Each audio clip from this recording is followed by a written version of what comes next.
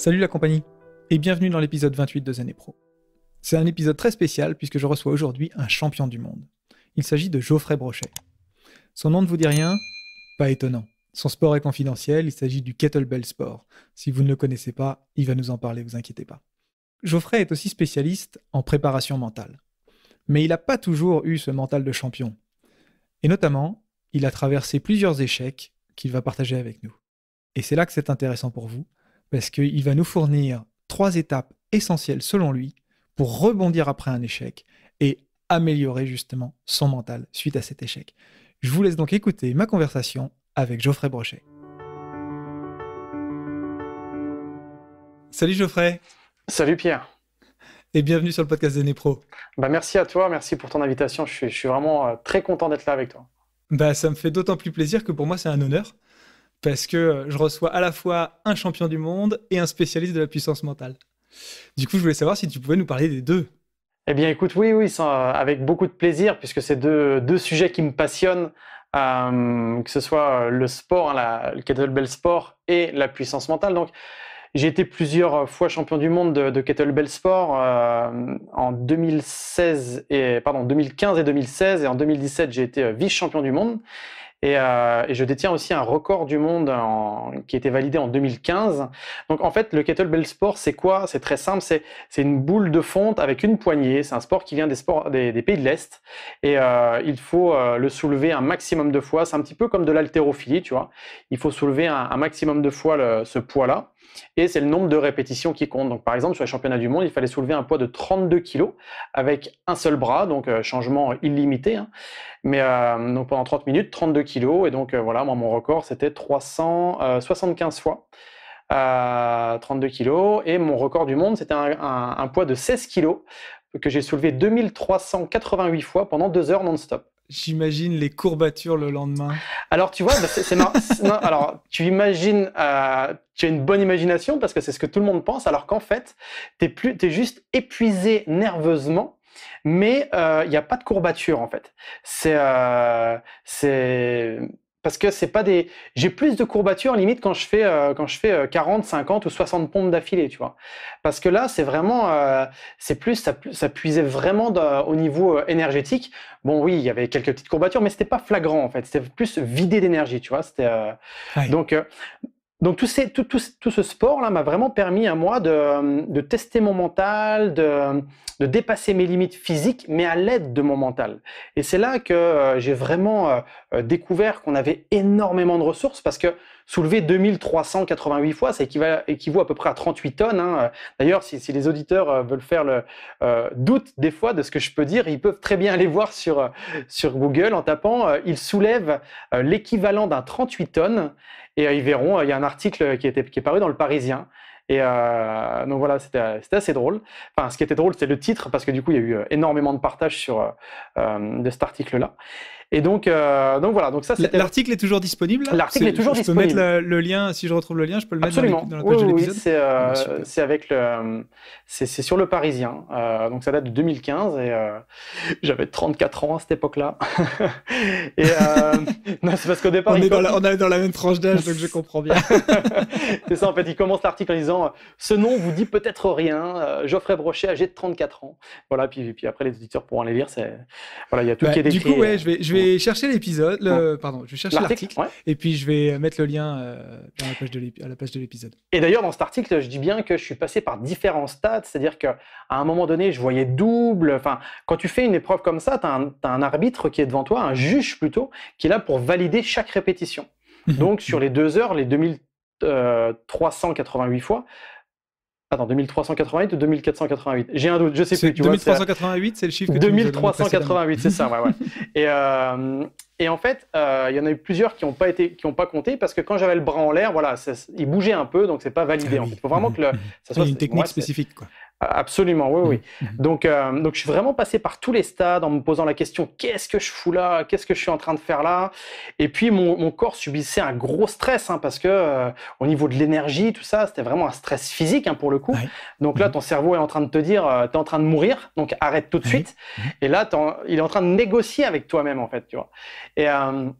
Donc, je lui ai dit à plusieurs reprises, avance, avance, continue, continue. Tu vois, vraiment, comme Tu te si je reposeras parlais à une plus partie tard, de moi. maintenant tu te poses pas de questions et t'avances, quoi. Absolument. Un petit peu comme Et les gens qui font des choses type ultramarathon de l'extrême ou Ironman, etc., qui doivent aller puiser mm, au-delà. Le corps est tellement épuisé que justement, c'est vraiment dans la tête que ça va se passer et que la personne va devoir aller chercher des ressources au-delà des ressources physiques pour mm. avancer sans réfléchir, en fait, finalement. Bah, c'est-à-dire qu'en fait, c'est exactement ça. C'est-à-dire que ton corps, à un moment donné, lui, il veut te préserver. Ah oui, c'est Donc, il son job. t'envoie. Voilà, c'est son job. Mhm. Donc, quand il voit qu'il y a une souffrance qui est un peu inhabituelle, même si je m'étais préparé physiquement et mentalement, puisque tu peux pas arriver en disant je vais soulever 16 kilos pendant 2 heures sans t'être préparé. Mais à un moment donné, mon corps disait à mon cerveau, arrête, t'es en train de souffrir et ça va pas, quoi. Mhm. Donc, et là, moi, je lui disais, non, ça va, j'ai l'habitude. Ça va, Mhm. j'ai l'habitude. Et tout ce discours intérieur, finalement, où tu leurres ton cerveau.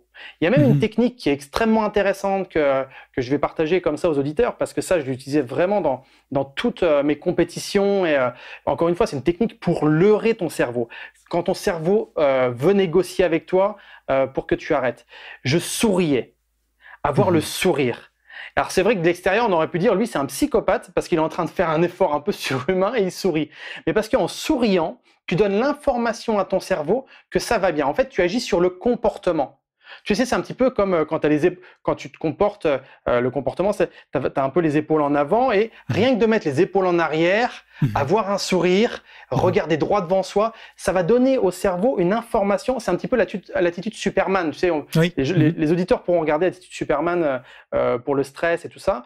Et ça a été prouvé qu'il y a vraiment un impact physiologique d'avoir une attitude comme ça. Et donc moi, je m'étais dit, faut que je teste. Et je l'ai testé et effectivement, ajouter un sourire forcé, certes, mais un Mhm. sourire quand même, plus un discours intérieur positif, ça permet de leurrer le cerveau. D'accord? Donc ça envoie de la dopamine. Mhm. En fait, l'idée, c'est, on en revient à quelque chose que j'évoque assez régulièrement dans le podcast, c'est le- tout le côté méthode Coué, effet placebo, où finalement, quel que soit notre niveau de volonté, si l'imagination n'est pas en adéquation avec la volonté, Mm, euh, on aura du mal, malgré une volonté très très forte, à atteindre les objectifs. Et justement, ce que mm, tu es en train de dire, c'est que par ce sourire, tu convaincs ton cerveau que tout va bien absolument. et qu'il peut continuer, quoi. Absolument. Et tu Ouais. as dit le mot, c'est la conviction. C'est-à-dire que quand tu fais un sourire comme ça, alors ça peut être un sourire, ça peut être une posture, ça peut être ce qu'on veut, mais plus le discours interne, t'es convaincu que tu vas réussir. Mhm. Tu sais, c'est un Mhm. petit peu les gens, comme moi. En fait, quand je regarde ce record, je vais être honnête avec toi, je me dis, mais c'est pas moi qui l'ai fait. C'est pas possible. Tu vois, Mhm. je me dis, mais je me rappelle même plus. J'étais tellement dans un état où j'étais en état dissocié. Hein, les gens qui connaissent un peu l'hypnose, j'étais vraiment en état dissocié où des fois mon bras bougeait un peu tout seul. Tu vois, c'est vraiment cette gestuelle, cette mécanique. C'est un petit peu comme quand tu mets, tu fais, tu sais, comme un peu les gamins, ils font tourne moulin. Tu sais, avec les deux mains qui vont en Oui. avant. Voilà, ils font ça pendant 2-3 minutes. Tu vois, qu'après tu vas le faire sans même t'en rendre compte. Eh Mhm. bien, c'est la même chose. J'avais vraiment ancré le mouvement et je m'en rendais même plus compte. Donc, et après, je me suis dit, mais comme ça, mais qu'est-ce qui s'est passé, quoi? Et donc, c'est assez intéressant comme quoi, quand tu es convaincu que tu vas y arriver, tu es capable d'y arriver. Et tous les gens qui se disent, c'est pas possible, rien que de dire à ton cerveau que ça va être possible et de te faire travailler ton imaginaire, c'est ce que disait Émile Coué, hein, il faut vraiment faire travailler son imaginaire, c'est quoi? C'est-à-dire que au-delà de le penser, il faut l'imaginer, il faut le concrétiser dans ta tête. Mhm. Mhm. C'est-à-dire, imagine quand tu auras réussi, qu'est-ce que tu vas ressentir? Mhm. Le Imagine quand... visualiser, du coup. Et avoir Alors, les images, avoir alors, les... oui, oui, c'est ça. Alors, le visualiser, le sensorialiser, vraiment. Donc, parce que quand on dit le visualiser, alors pour les gens qui sont visuels, c'est très bien, mais il y en a qui vont nous dire, mais moi, je vois rien. Ouais. Tu vois, parce que, Je suis voilà. kinesthésique Voilà, moi ou je suis auditif. kinesthésique, voilà, je suis auditive, j'ai que un sens plus qu'un autre. Alors qu'en fait, on a tous ces sens, sauf que parfois on se dit je ne vois pas, alors parce que certains des fois s'imaginent voir, comme si je te dis par exemple, imagine une Ferrari rouge, bah oui, tu peux l'imaginer sans pour autant la voir aussi nette que si tu la voyais à la télé. Mais Mhm. quand on dit imaginer pour vraiment convaincre son cerveau, c'est j'imagine que j'y suis, qu'est-ce que je vois, comment je me vois, qu'est-ce que je ressens à ce moment-là. Mhm. Qu'est-ce que qu'est-ce que j'entends, qu'est-ce que je m'entends? Tu sais, moi, quand j'avais préparé ce record, Je m'imaginais entendre le bruit de mes vêtements à chaque répétition. C'est vraiment, j'étais allé dans le détail. Tu été dans ce niveau de détail. Ah, je suis allé dans le détail. Ouais, parce que finalement, ce genre de record tient à ce genre de niveau de détail, en fait. C'est ça. C'est de l'horlogerie, en fait. Ouais. C'est vraiment de l'horlogerie parce qu'à un moment donné, ton cerveau, il faut qu'il y ait le moins d'inconnus possible. C'est pour ça que ton cerveau stresse. C'est parce qu'il est face à une situation qui, pour lui, il se dit, je ne vais pas gérer. Oui. Ou je ne vais pas réussir à gérer. Donc, face à cette situation, les réactions du stress, soit il fuit, soit il lutte, soit il est inhibé, soit au contraire, la quatrième action, c'est qu'il a une action adaptée. Mais voilà. Donc, plus il va connaître la situation, et plus ton cerveau, lui, il va être en mesure de donner une réponse adaptée. Que les gens, quand ils sont entrepreneurs, chefs d'entreprise, sportifs de haut niveau, c'est pour ça que, par exemple, si des chefs d'entreprise, des entrepreneurs ou des gens qui ont des gros challenges nous écoutent, plus vous allez faire imaginer à votre cerveau ce qui va se passer. Par exemple, si vous avez une réunion prévue, un gros contrat à signer, une grosse négociation à faire, plus vous allez prévoir mentalement cette situation, plus votre cerveau, il aura l'impression de déjà l'avoir connu. Alors par contre, attention. C'est-à-dire qu'on n'est pas dans un monde de bisounours où on ne va pas juste dire tout va bien se passer, ça va être génial. Et puis là, parce que s'il se passe, tu arrives sur une négociation et que la personne te dit un truc qui n'était absolument pas prévu, parce que tu peux absolument pas prévoir ce que va dire la personne, ton cerveau va être déstabilisé. Donc là, ne serait-ce qu'en imaginant et en se disant intérieurement, peu importe ce qui se passe, je suis capable de m'adapter. Tu vois, vraiment, parce que la situation, elle, tu ne peux pas la prévoir. Par contre, toi, ta réaction, tu peux l'anticiper. C'est marrant, je suis capable de m'adapter. C'est quelque chose que je répète tous les jours dans mes affirmations matinales. Quoi qu'il arrive, j'ai les ressources en moi pour m'en sortir. Exactement. Et ça, c'est vrai que c'est un truc qui est absolument essentiel.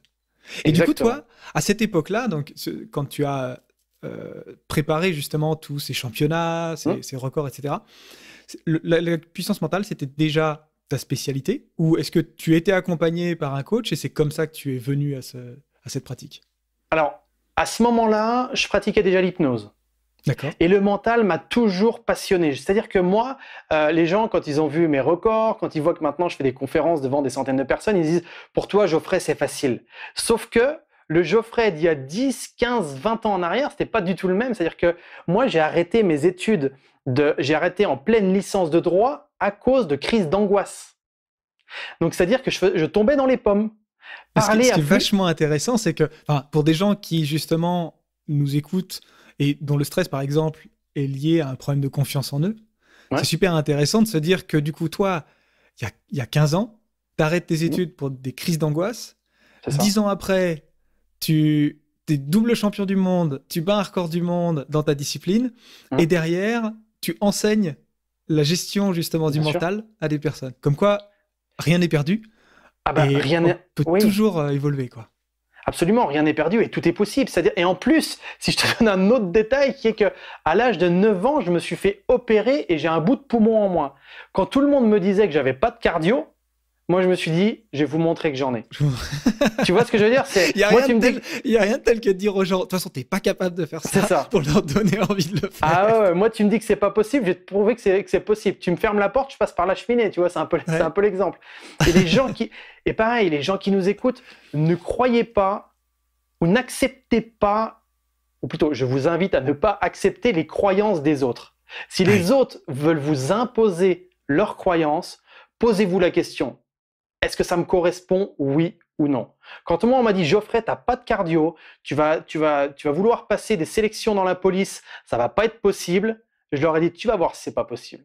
Alors certes, je me suis entraîné beaucoup, peut-être même 2 fois plus que les autres. Et même je me disais tiens, là je m'entraîne quand certains sont peut-être dans leur canapé. Tu vois, c'est vraiment dans cet état d'esprit-là. Mais je ne voulais pas être meilleur que les autres.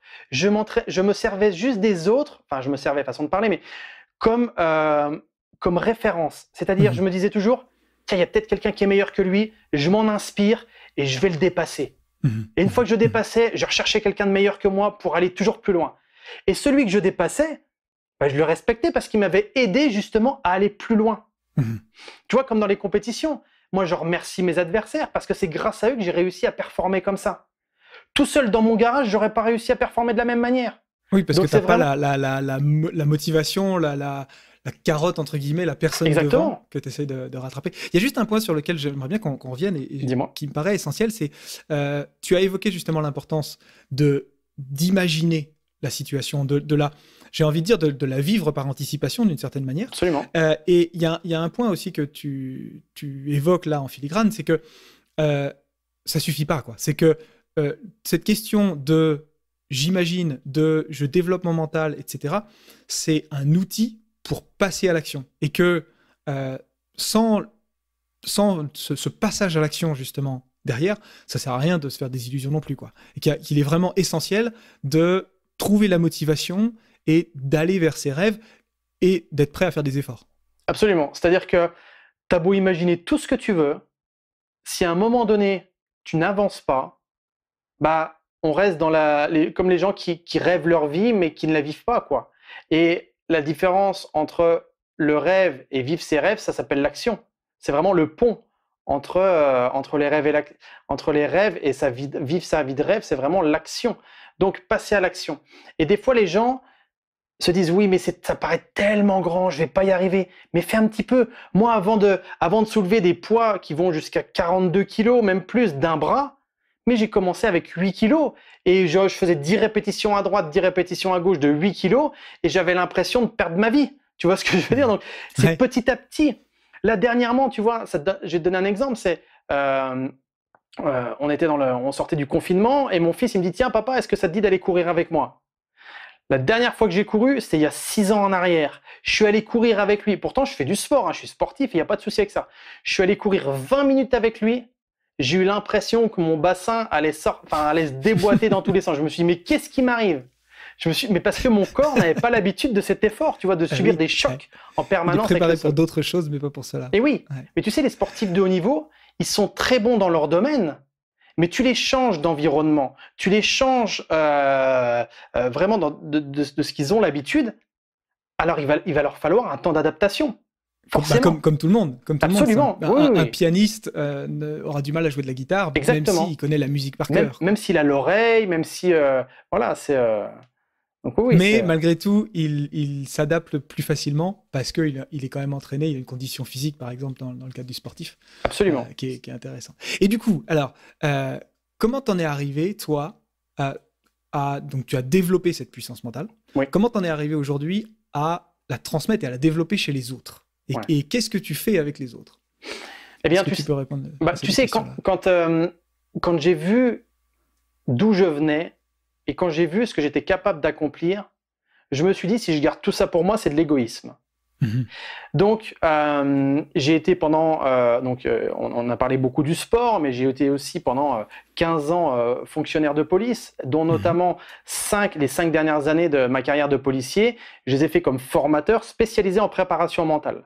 Donc, autant te dire que mon mental, dans mon ancien métier, a été soumis à rude épreuve. Autant que ce soit des interpellations matinales de grands voyous, ou alors parfois des courses-poursuites, ou même des fois, tu sais, ne serait-ce que quand tu vas annoncer un décès à des parents que leur fils a eu un accident de la route. Ouais. Tu vois, des fois, on pense pas à ça quand on n'est pas policier. Mais ça, autant te dire que émotionnellement, c'est quelque chose qui est extrêmement compliqué. Donc, j'ai mis en place des techniques, j'ai trouvé des stratégies pour vraiment mieux gérer mon stress, mes émotions, mon mental. Il y en a qui sont pendant 20 ans policiers et qui ne font pas ce travail-là parce que ça ne les intéresse pas, tu vois. Ils trouvent des moyens, mais moi, j'ai vraiment pris du recul par rapport à moi-même et je me suis dit comment je peux m'améliorer, comment je peux voir chaque situation comme un entraînement. Et du coup, c'est utiliser chaque situation pour être plus à l'aise dans la suivante, c'est ça ? Absolument, c'est exactement ça. Donc, c'est-à-dire que quand je suis face, par exemple, à une personne qui s'est suicidée, je me dis comment je réagis, comment je suis en train de réagir. Je m'analyse, en fait. Enfin, je m'analysais, parce que maintenant, ça m'arrive plus. Donc, comment je réagis? Est-ce que c'est adapté? Est-ce que c'est pas adapté? Et après, je me fais un feedback après l'intervention. Je me dis, est-ce que ce que j'ai fait, c'était bien, pas bien? Qu'est-ce que je pourrais améliorer? Et ainsi de suite. Vraiment, tu vois, pour grandir, en fait.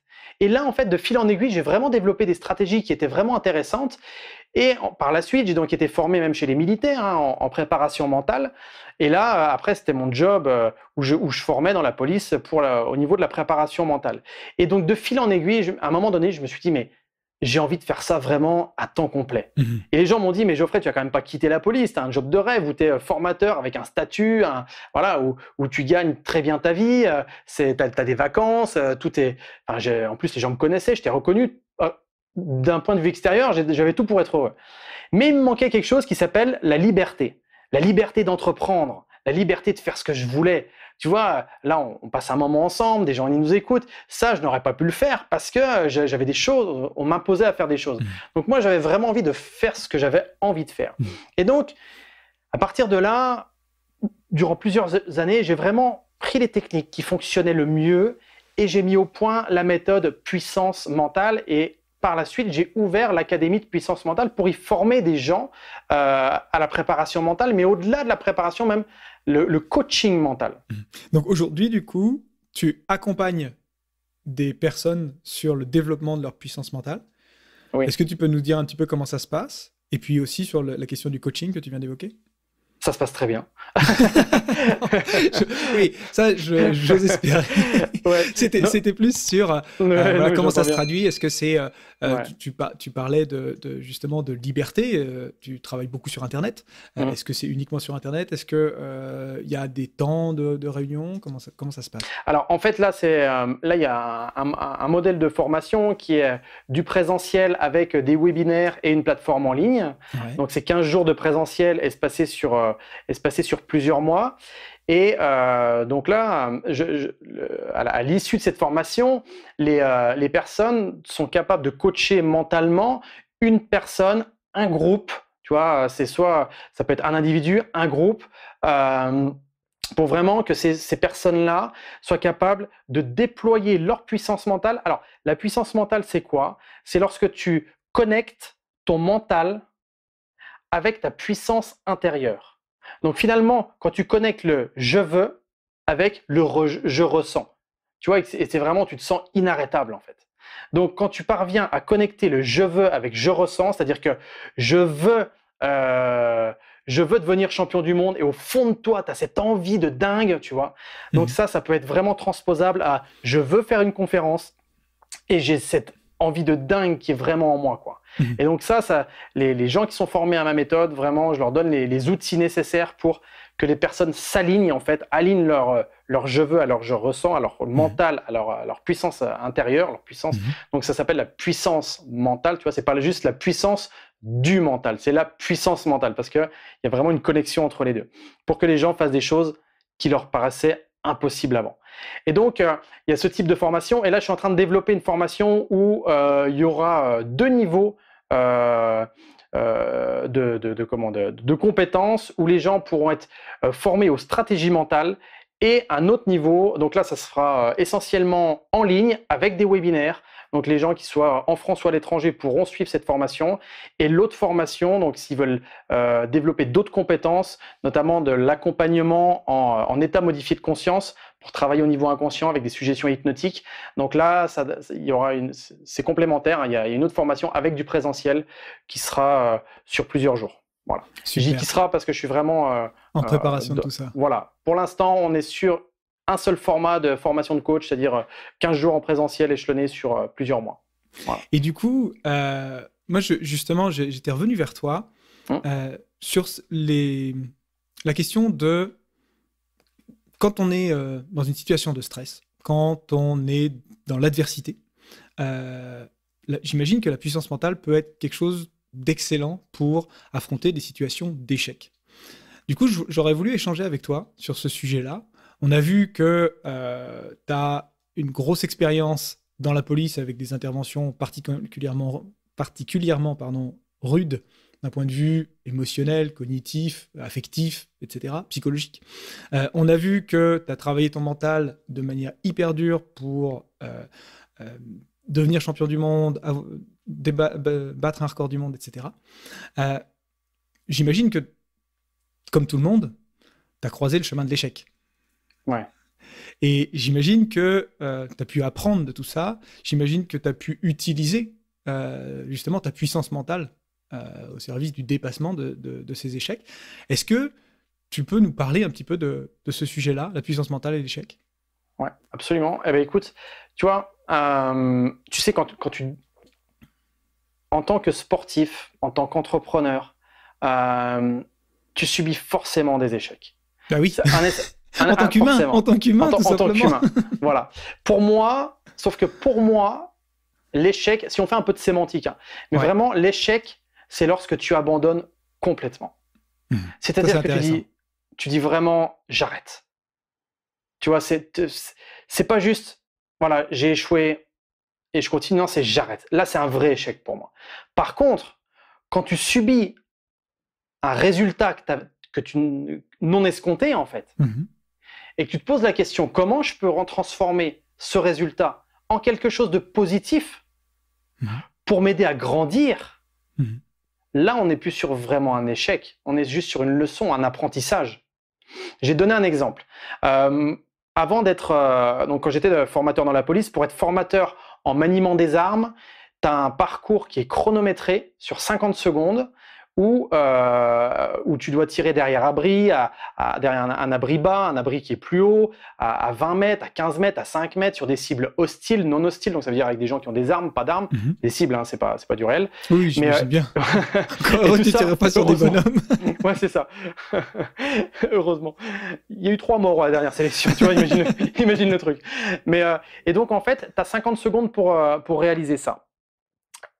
Tu as 15 jours où tu t'entraînes, tu grilles des centaines et des centaines de cartouches, tu grilles voilà, de nombreuses cartouches pour arriver après à cette évaluation. La première fois où je passe ça, je me dis, attends, j'ai tiré comme un sniper pendant 15 jours, j'ai vraiment acquis toutes les techniques, ça va super bien se passer. Là, je fais mon parcours, je déroule, je le fais en 54 secondes. Donc, je ne l'ai pas fait dans le temps imparti, et en plus, donc j'ai tiré un certain nombre d'impacts de cartouches au-delà des 50 secondes, donc ça a été retiré, donc j'ai pas eu le nombre d'impacts nécessaires, donc je me suis fait éliminer. Là, autant dire que ma carrière de formateur dans la police, elle était vraiment très compromise, et donc tout ce que je m'étais prévu en fait. Donc là, en gros, j'étais en train de me dire, je vais repartir sur le terrain, et tout ce que j'avais voulu, ça va pas se faire. Donc, je me suis dit, ok, j'ai analysé mes comportements, comment je me suis comporté et tout. Et je me suis dit, mais en fait, j'étais trop confiant. J'étais pas assez stressé. Et vu que j'étais pas, parce que les gens, tu vois ce que je veux dire, c'est que le stress, c'est important d'en avoir. Tu t'étais trop détendu justement. En effet, le stress peut avoir un côté positif parce que il développe notre côté alerte. Justement, on parlait du corps qui était là pour nous protéger. Le mental est là aussi pour nous protéger. Et c'est par le stress, justement, qui fait ça. La question, c'est s'assurer que on n'en a pas trop, qu'on ne se laisse pas dépasser. Mais par contre, en effet, si on n'a pas de stress, on devient apathique, en fait. Bah, c'est ça. C'est que j'ai voulu trop assurer mon coup, tu vois. Ouais. Et du coup, j'étais pas... Dans la méthode puissance mentale, il y a une notion qui est extrêmement importante, c'est la zone de maîtrise. C'est un petit peu comme un niveau d'énergie. Quand dans cette zone de maîtrise, tu as trop d'énergie, tu es en zone critique. D'accord? Tu es en zone haute. Et quand on n'a pas assez, tu es en zone de critique basse. Donc là, concrètement, dans ce cas-là, j'étais vraiment en zone de critique basse. C'est-à-dire que j'étais trop bas, pas assez dynamique. Donc, je me suis posé la question par rapport... Donc, j'ai accusé le coup. Hein, j'ai vraiment... j'ai pris un gros uppercut au foie, si tu préfères, comme un boxeur. Et je me suis dit, OK, il me restait une seule chance. Mais une seule chance plusieurs mois après. Hein. Ouais. Donc, ça veut dire, OK, Geoffrey, là, c'était en janvier. Tu vas repasser en mai. Mais ça sera ta dernière chance. Et là, je me suis dit, je vais me préparer vraiment encore beaucoup plus que ce que j'étais prêt. Enfin, que j'avais le sentiment d'être prêt. Et donc là, j'ai pris du recul par rapport à moi-même et je me suis dit, j'étais trop confiant. Donc, je n'étais pas assez en mental compétition. Tu vois, où je pouvais donner le meilleur de moi-même. Donc, j'ai rehaussé vraiment dans cette zone de maîtrise mon niveau d'activation. Et donc là, la seconde fois, quand je suis passé, j'ai réalisé le parcours en 47 secondes et j'ai fait carton plein. J'ai fini major de promotion. L'instructeur a parlé à un autre instructeur et je l'ai entendu. Il dit, tu vois ce qu'il a fait là? C'est vraiment un cas école. C'est comme si j'avais été en mode robot. Mais je l'avais tellement préparé mentalement, ce parcours, qu'à chaque moment, j'étais limite capable de te dire à quel moment je respirais, à quel moment je coupais ma respiration. C'était millimétré, tu vois. Et j'avais même anticipé au cas où il se passe ce qu'on appelle des incidents de tir, c'est-à-dire une cartouche qui part pas ou tout ça. Ouais. Donc j'avais vraiment... j'étais prêt. Et même avant de commencer, j'étais comme un lion en cage. Je me suis dit, je suis prêt, je vais m'adapter à toutes les situations. Vraiment, tu vois, convaincu. On parlait de la conviction en début de podcast, et c'est vraiment ça. J'étais convaincu. J'avais l'œil du tigre, en fait. C'est comme dans Rocky, l'œil du tigre. Et là, j'avais faim. C'est ça la différence. C'est que là, au début, j'avais pas faim, et là, j'avais vraiment faim de donner le meilleur de moi-même, tu vois.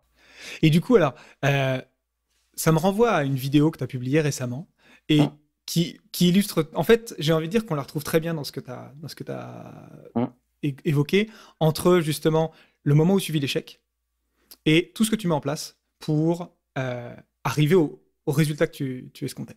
Est-ce que tu peux détailler les différentes étapes que tu as évoquées naturellement sous forme de narration, de manière à ce que les auditeurs puissent repartir de l'épisode en se disant « Ok, d'accord, la prochaine fois que j'estime avoir subi un échec, parce qu'il peut être aussi subjectif, hein, clairement. Bien Des sûr. fois, c'est juste que c'est une réussite pour tout le monde, sauf pour nous-mêmes.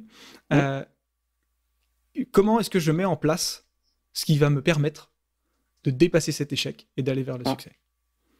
Alors, si on conceptualise finalement ce que j'ai dit juste avant, donc cette histoire-là, si juste après où on m'a annoncé que j'étais éliminé, si tu étais venu me voir en me disant « Alors Geoffrey, qu'est-ce que tu apprends de cette situation ?» Je t'aurais dit « Écoute Pierre, t'es gentil, mais c'est pas le moment. » quoi. Tu vois, c'est vraiment... tu sais, quand Nelson Mandela dit « Soit je gagne, soit j'apprends », j'aurais dit « Nelson, t'es sympa avec ta citation, mais c'est pas du tout le moment de me dire ça. » quoi. Franchement. Je prends un peu de temps avant d'apprendre. Voilà. Je vais digérer, laisse-moi digérer, ça peut être plus ou moins long. Mais donc, la première des choses, c'est déjà accepter le fait que émotionnellement, on soit pas bien. Ouais. Parce qu'on n'est pas des machines. Et c'est normal de ne pas aller bien. Parce que si j'avais été content de ne pas réussir, c'est que finalement, je me moquais de ce que j'étais en train de faire. Là, je m'étais vraiment investi. Donc, le fait d'être déçu, mais c'est normal. C'est l'inverse qui est peut-être un peu étrange. Donc ça, déjà, accueillir, accepter ce qu'on ressent. C'est la première des choses. Ensuite, la deuxième chose à faire, c'est vraiment, une fois que ça c'est digéré, quelques heures, en fonction de l'événement, quelques heures, parfois plusieurs jours, parfois quelques semaines, parfois plus, oui, c'est ça. Parfois même plusieurs mois, quand un champion olympique arrive au pied du podium alors qu'il a préparé pendant plusieurs années quelque chose, et que ça se joue à un dixième près, tu vois, il y a de quoi, faut digérer, quoi. Hein. Ouais. Donc, j'accepte, j'accueille, ensuite, je prends du recul par rapport à la situation et se poser la question, pour être vraiment productif, comment je peux transformer cette situation? En se posant vraiment 4 questions. La première, c'est qu'est-ce que j'enlève de ce que j'ai pu faire? Là, concrètement, moi, qu'est-ce que j'ai enlevé? C'est mon état d'esprit. J'ai changé d'état d'esprit. Enfin, à un moment donné, j'étais trop à l'aise, donc c'est vraiment le trop à l'aise que j'ai enlevé. D'accord? Qu'est-ce que j'enlève? Qu'est-ce que je garde? Oui, parce qu'il y a toujours du bon. Bien sûr. Là, mes positions de tir, elles étaient excellentes. Par exemple, j'avais vraiment des bonnes positions. Donc, qu'est-ce que j'enlève? Qu'est-ce que je garde? Qu'est-ce que je modifie? Qu'est-ce que je peux transformer? C'est la différence entre je vire ou je garde? Non, c'est entre les deux. Parce que quand je dis je garde, c'est je garde, mais je n'y touche pas en fait. Je ne modifie rien, tu vois. Et tu gardes ta position parce qu'elle est bonne. Parce qu'elle est bonne. Par contre, tu vas modifier, par exemple, la façon dont tu te mets dans cette position de manière à raccourcir le temps, par exemple. Absolument. Okay. C'est que, par exemple, ma position derrière l'abri était bonne. Par contre, ma façon de sortir mon arme de mon étui n'était pas assez rapide. Donc ça, je vais la modifier. Tu vois? Et ensuite, la quatrième question, c'est qu'est-ce que j'ajoute en plus que je n'avais pas mis à ce moment-là? Donc là, moi, ce que j'avais ajouté, c'est juste avant de commencer, c'était un dialogue interne. Alors moi, si les gens ne me connaissent pas, ils peuvent dire c'est un peu présomptueux, mais je me dis, je suis une machine. C'est vraiment, je suis une machine, je vais y arriver, je suis une machine. C'est ce que je m'étais dit avant de faire une compétition, les championnats du monde. Et là, je me suis dit la même chose. Parce que je sais que ça m'avait été bénéfique. Donc ça, les gens peuvent se dire autre chose, peuvent ajouter autre chose. Ils ajoutent ce qu'ils veulent. Mais tu vois, c'est vraiment qu'est-ce que j'ajoute en plus pour faire la différence. Oui, puis c'est personnalisé, ça dépend de notre personnalité, ça dépend de l'environnement, ça dépend de l'enjeu, ça dépend des gens qui sont autour. Clairement, ouais. C'est exactement ça. C'est vraiment, comme tu dis, c'est vraiment adapté à chacun. Donc, je rappelle les quatre questions. C'est qu'est-ce que j'enlève, qu'est-ce que je garde, qu'est-ce que je modifie et qu'est-ce que j'ajoute. Et en fonction de ça, quand tu réponds à ces questions, eh bien, ton cerveau, il comprend qu'en fait, il va pouvoir faire quelque chose de cette situation qui, au départ, pouvait paraître que négative. Tu vois. Et ça, c'est essentiel. Et dans tout ce qu'on fait, même quand tu te disputes avec ton conjoint, ta conjointe, avec ton collègue, il y a toujours quelque chose de positif à trouver là-dedans. Ça, c'est intéressant. Alors parfois, ça peut être pas grand-chose. Et puis parfois, ça peut être dur à trouver. Mais parfois, ça peut être dur à trouver. Tu sais que, mais des fois, tu vas accompagner des gens en coaching, tu vas accompagner des gens qui ont perdu des proches. Ouais. Et quand tu leur poses la question, mais comment tu peux transformer ça? Bon, tu leur poses pas la question comme ça, mais de fil en aiguille, ils arrivent à comprendre qu'ils peuvent transformer cette situation. J'ai notamment en tête cette mère là qui a perdu sa fille de 9 ans et qui maintenant est à la tête d'une association pour les enfants malades. Et tu te dis que, en fait, sa fille n'est pas partie pour rien, entre guillemets. Ouais. Qu'est-ce qu'il y a de positif à tirer de ce drame? C'est ça. Et du coup, ça redonne du sens à sa vie déjà, et ça donne du sens à ce qui s'est passé là. Eh bien, on va s'en servir. Donc, cet échec que tu as vécu là, cette situation que tu as vécue là, même si tu en tires un petit pourcentage, mais rien que ça, faut que tu t'en serves et que tu l'amplifies et que ça te serve à toi et aux autres. Super. Ouais. D'ailleurs, la situation d'avoir vécu cet échec, entre guillemets, cette première fois où j'ai échoué, rien que de vous en parler, vous, ça vous sert aussi à vous. Donc, forcément, quand tu transformes une situation, ça ne va pas te servir qu'à toi. Carrément. Ça va forcément servir aux autres. Tu vas pouvoir inspirer d'autres personnes. Tu vas pouvoir... Et ça, c'est énorme. Des fois, les gens sous-estiment à quel point ils peuvent inspirer les gens. Et ne serait-ce que, déjà, rien que de te relever d'une situation, les gens te regardent d'un œil complètement différent en disant, lui, dis donc, il a réussi à vraiment à rebondir, quoi. Tu vois. Donc, et ça, alors, si c'est vraiment difficile de le faire, eh ben, se faire accompagner par un coach, par un entraîneur, par quelqu'un. Mais il y a toujours moyen de rebondir après un échec. Savoir apprendre, savoir se remettre en question, savoir se demander de l'aide aussi. Mais oui. Accepter qu'on a besoin d'aide parfois. Oser, s'autoriser. Tu vois, il y a même un autre verbe à mettre avant, c'est s'autoriser à oser demander de l'aide. Ça fait beaucoup de verbes qui s'enchaînent, mais c'est je m'autorise. Ouais. Tu vois, des fois, les gens ne s'autorisent pas, mais autorisez-vous. Et puis, qu'est-ce que tu risques quand tu demandes de l'aide? Au pire, tu risques un oui. Parce que si tu n'en demandes pas, tu auras le non de toute façon. Donc, juste s'autoriser à demander, et ce que tu risques, c'est que la personne te dise « Ok, je vais t'aider ». Tu vois? Donc, ça peut vraiment... c'est vraiment oser le faire, et à partir de ce moment-là, dès que tu mets ce mot-là, s'autoriser à, mais tu casses de nombreuses croyances, en fait. Carrément, super. Bah, merci énormément pour tous ces partages. Je pense que l'étudiant de 20-21 ans qui abandonne sa licence de droit aurait été super fier de s'entendre dire ça 15 ans après. Exactement. Exactement. Ouais, bravo pour ton parcours. Je voulais revenir rapidement sur les 3 étapes et les 4 questions que tu as évoquées. Donc, face à un échec, comme dit Mandela, je ne perds jamais. Soit je gagne, soit j'apprends. Mais pas tout de suite. Donc, la première étape, c'est je prends le temps d'accepter que ça puisse être dur, que j'ai des émotions négatives, qu'il y a une forme de souffrance au début. Je prends le temps de l'accepter. Deuxième étape, je prends du recul. Je prends du recul pour voir notamment ce qui relève de mon contrôle et de mes capacités, de mes compétences, de moi. Absolument. Et troisième étape, du coup, je vois comment je peux transformer la situation grâce à 4 questions. Qu'est-ce que j'enlève? Qu'est-ce que je garde? Qu'est-ce que je modifie? Et qu'est-ce que j'ajoute? Exactement. Eh ben, merci beaucoup, Geoffrey. Je pense que c'est un partage très, très, très précieux et très utile pour tous les auditeurs de Zenepro. J'ai l'habitude de conclure ces échanges avec 2 questions. La première, c'est est-ce qu'il y a un livre essentiel pour toi, plus important que les autres, que tu souhaiterais conseiller aux auditeurs ou que tu as tendance à conseiller à ton entourage? Alors, des livres, j'en ai des centaines à conseiller, évidemment, mais vraiment, le livre qui, pour moi, a provoqué un changement, c'est un livre avec un titre un peu provocateur. C'est « Comment se faire des amis » de Dale Carnegie. C'est un super livre. Il vaut c'est en livre poche, donc vraiment très. Voilà, il est très accessible. Et ce livre, moi, m'a vraiment permis à mieux transmettre ce que je voulais transmettre.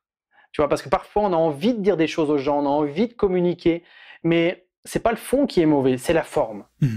Et là, dans ce titre un peu provocateur, qui est Comment se faire des amis, il donne vraiment des clés très simples, applicables de suite, comment vraiment faire un impact dans la vie des gens et comment être apprécié aussi. Encore une fois, on peut pas plaire à tout le monde, mais ça donne vraiment des clés très intéressantes. Et encore une fois, j'ai aucune affiliation avec Dale Carnegie, mais j'ai vraiment beaucoup aimé ce livre et il m'a vraiment servi à me transformer. Ouais. Ouais, et pour les auditeurs, peut-être ça peut être intéressant de préciser que le bouquin a été écrit dans les années 20 ou 30, je sais plus. Oh oui, donc vu la longévité, généralement, c'est que c'est de bonne qualité. Ah oui, c'est...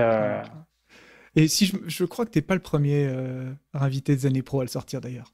Ah oui, messieurs, c'est une référence. Mais justement, si ça fait plusieurs fois que vous entendez et que vous l'avez toujours pas acheté, vous l'êtes pas procuré, eh ben, je vous invite vraiment à vous le procurer. Et puis en plus, il se lit très très bien. Il est excellent, quoi. J'ai fait pire que ça, je l'ai acheté, je l'ai pas encore lu.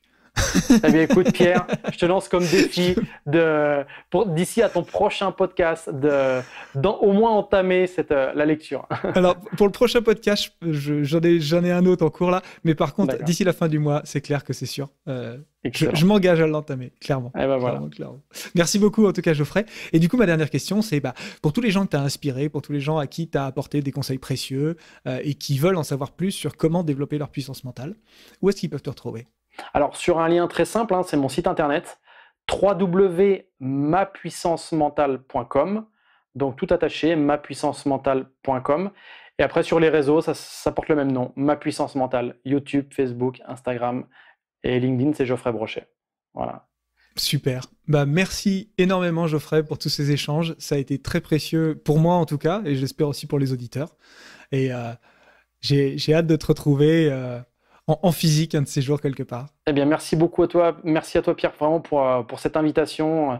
C'est avec beaucoup de plaisir que j'échange comme ça sur les sujets qui me passionnent. Et effectivement, j'espère te rencontrer aussi en réel. Et puis aussi les gens qui, comme ça, nous ont écoutés, entendus, n'hésitez pas aussi à venir des fois sur des événements ou nous rencontrer, poser des questions. Et, ce qui est important, c'est vraiment l'échange et le partage. Ouais. Le contact humain. C'est en période de confinement qu'on se rend compte aussi à quel point le contact humain est absolument essentiel. Ça peut manquer, ouais, bien sûr. Ouais, exactement. Clairement. Merci beaucoup pour justement cette motivation que tu transmets, ce sourire que tu as, que les auditeurs ne voient pas, mais ça montre bien toute ta passion pour cette question de la puissance mentale. Et puis un de ces jours alors. Eh bien, avec beaucoup de plaisir. À bientôt. Salut.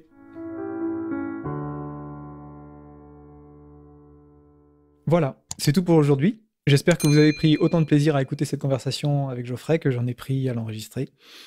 Vous trouverez, comme d'habitude, toutes les références de cet épisode à l'adresse zenepro.fr/podcast028. Et nous, on se retrouve très vite pour un nouvel épisode de Zen et Pro. Et d'ici là, vivez vos rêves au lieu de rêver votre vie. Salut la compagnie. Suivez l'actualité du podcast Zen et Pro sur Facebook et LinkedIn grâce à l'identifiant Zen et Pro en un seul mot. Si vous souhaitez en savoir plus sur la gestion des pics de stress pour faire redescendre la pression en moins de 3 minutes en toute situation, rendez-vous sur zenepro.fr pour découvrir en vidéo comment fonctionne cette technique ainsi que l'accompagnement que je propose pour vous aider à mettre en pratique dans votre quotidien. Et bien sûr, n'hésitez pas à parler de Zen et Pro autour de vous, à vos proches et vos collègues si vous les sentez stressés.